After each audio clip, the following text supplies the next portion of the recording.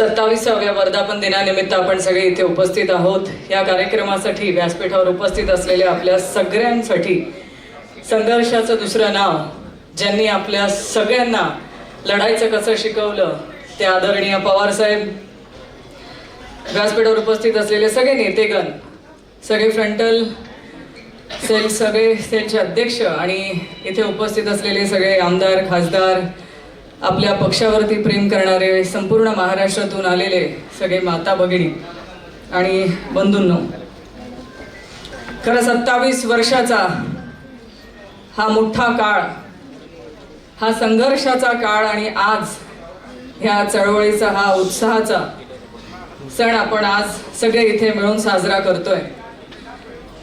27 वर्ष आधी आदरणीय पवार साहेबांनी या पक्षाची स्थापना केली।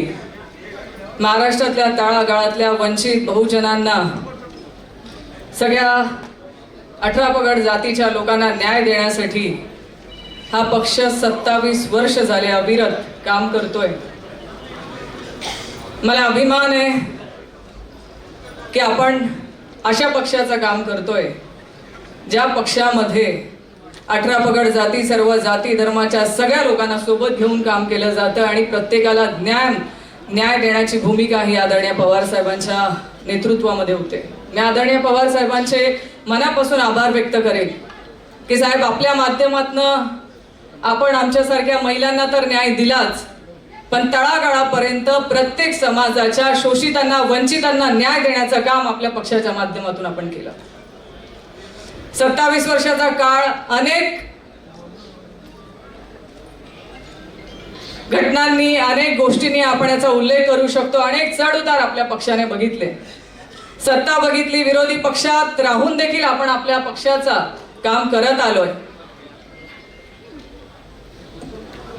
आणि ज्या तऱ्हेने संत तुकाराम महाराज म्हणतात,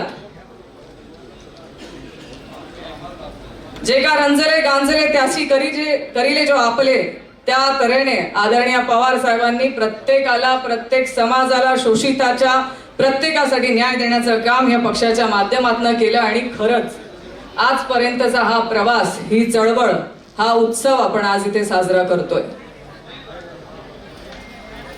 मला अभिमान वाटतो की अशा पक्षाची महिला प्रदेशाध्यक्ष म्हणून मला काम करायला संधी मिळाली की ज्या पक्षाने माता भगिनींना फक्त मतदार म्हणून नाही, तर सत्तेमध्ये सहभागी करून घेऊन त्यांना सत्तेचा वाटा त्यांना मिळाला आणि ज्या पक्षाने सत्तेचा वाटाही मिळवून दिला आणि स्वतःच्या पायावर उभं राहण्याचं व्यासपीठ उपलब्ध करून दिलं, त्या आदरणीय पवार साहेबांच्या पक्षामध्ये आम्ही काम करतो।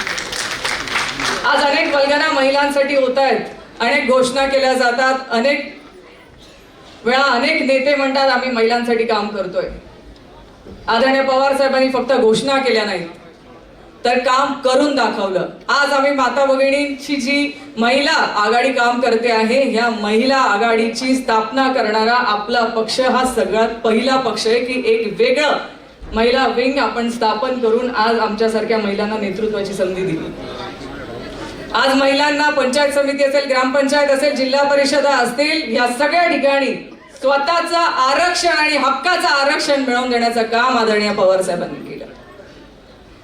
अनेक पक्ष आलेत, अनेक पक्ष म्हणतात आम्ही आरक्षण मिळवून देऊ, पण देऊची भाषा आहे, दिलं नाही। त्यासाठी राजकारण चाललं, राजकारण करून अधिवेशन करतात, त्या महिला आरक्षणाच्या मागे लपून अनेक गोष्टी त्यांच्या साधण्याचा ते प्रयत्न करतात, पण महिला आरक्षण ते देऊ शकले नाहीत।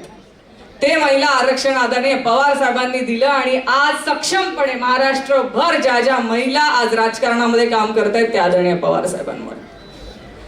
आम्ही मानावे तेवढे आभार कमीच आहेत साहेब आपले, कारण एवढं सोपं नाही। आम्ही महिला जेव्हा राजकारणात काम करतो तेव्हा आमचा लढा आणि आम्हाला काम करणं एवढं सोपं नसतंच। घर, चूल, मूल सगळं सांभाळून आम्हाला राजकारण करायचं असतं आणि जेव्हा तुमच्यासारखे वडील आमच्या पाठीवरती हात ठेवतात आणि लढ म्हणतात ना, तर ती ताकद आम्हाला राजकारणात खरं उभं राहायला ताकद देते। आणि आम्हाला अभिमान आहे म्हणून म्हटले की मला अशा पक्षाचा महिला प्रदेशाध्यक्ष म्हणून काम करायची संधी मिळाल्याचा अभिमान आहे।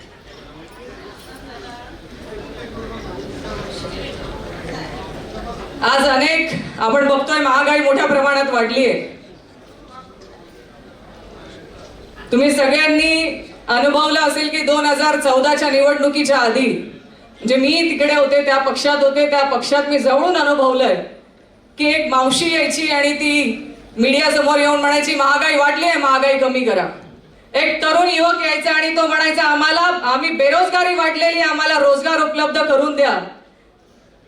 आणि सिलेंडर डोक्यावरती घेऊन घेऊन नाचणारी अजून एक माझी मावशी, ती आता कुठे आहेत कुणालाही सापडत नाही. तुम्हाला मला दिसली तर सांगा नक्की.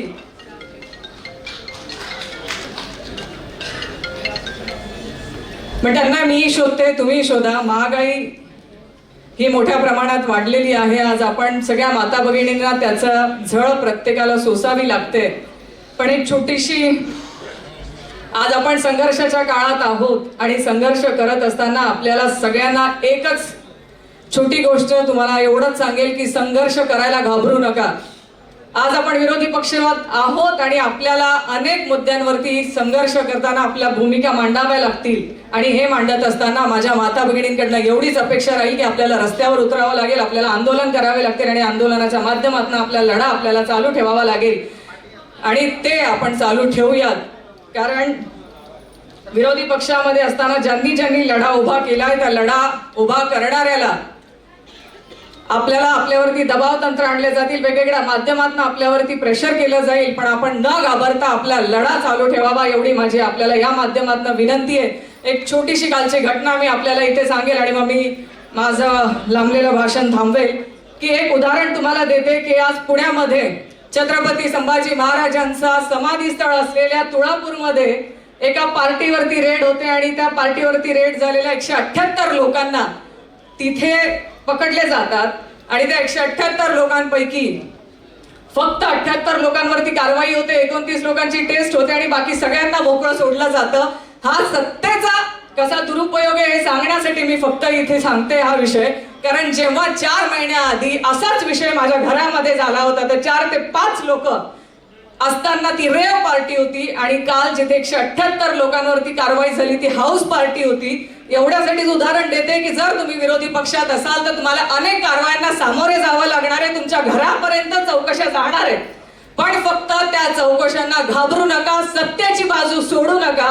तुम्ही लढतायत हा सत्याचा विचारांची लढाई आणि ती विचारांची लढाई आपल्याला पुढे न्यायची आहे. अनेक दबाव तंत्र तुमच्यापर्यंत येतील, त्या दबावाला घाबरू नका. कारण जिथे सत्तेचं पाठबळ असतं तिथे 178 लोकांना मोकळं सोडलं जातं, त्यांच्यावर कारवाई होत नाही. पण जिथे 4 ते 5 लोक असतात त्यांच्यावरही विरोधी पक्षातले म्हणून कारवाई केली जाते. पण त्यासाठी घाबरायचं नाही. कारण आदरणीय पवार साहेबांचे जे विचार आहेत आपल्या पक्षाचे, फुले शाहू आंबेडकर छत्रपती शिवाजी महाराजांचे विचार आहेत ते आपल्याला पोहोचवायचे तळागाळापर्यंत आणि ते आपण पोहोचत राहू. आम्हाला विश्वास आहे तुम्ही सगळे संघर्षासाठी, या संघर्षाच्या वाटेवरती पक्षाची भूमिका मांडण्यासाठी कायम सोबत राहाल आणि हा संघर्षाचा लढा चालू ठेवाल अशी मी अपेक्षा करते. आपण सगळे आदरणीय पवार साहेबांसोबत उभे राहूयात एवढाच आपल्या सगळ्यांकडनं अपेक्षा करते आणि थांबते. जय हिंद, जय महाराष्ट्र, जय राष्ट्रवादी.